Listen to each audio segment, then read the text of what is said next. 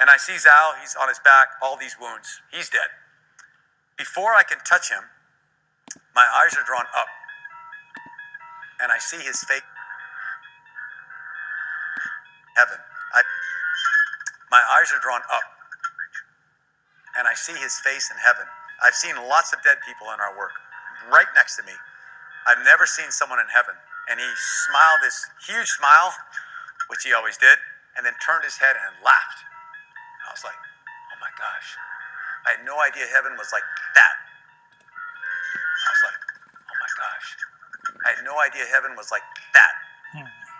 Wow, God, I saw him in heaven. And the feeling was not a comfort, it was reality. That heaven's real heaven. And the feeling was not a comfort, it was reality. That heaven's real and he's there. And he's more than happy, he's completely fulfilled and accelerating. And as he looked at us, if I could analyze it thinking back, he did not look at us with pity or sorrow. He looked at us like, it's okay.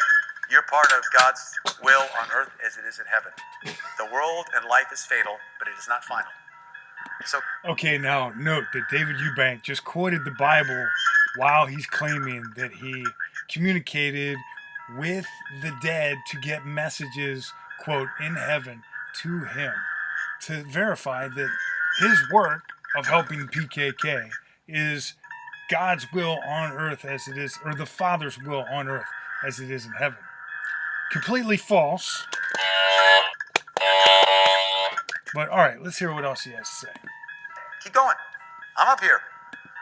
Okay, now he's analyzing these messages from his dead cult member that died for the PKK when David Eubank announced that their cause was, quote, the greatest need, end quote, and lied that Farhat Sahin was not the global terrorist that he is, but a different identity altogether, faking an ID for a global terrorist, calling him Mazlum Abdi.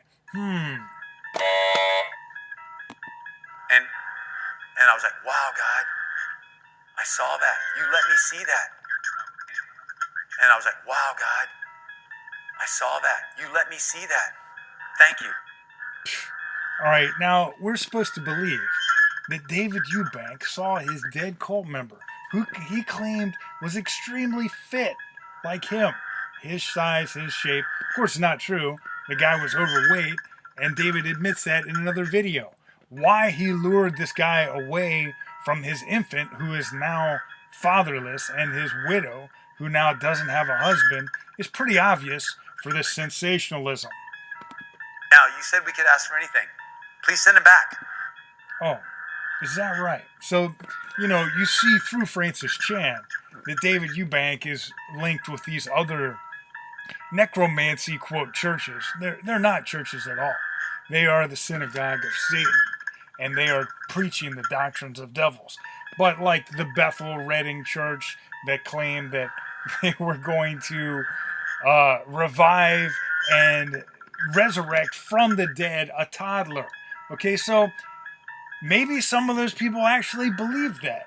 But this is the problem of using false Bibles, false doctrine, and preachers who are getting rich, deceiving people. The Twilight Zone.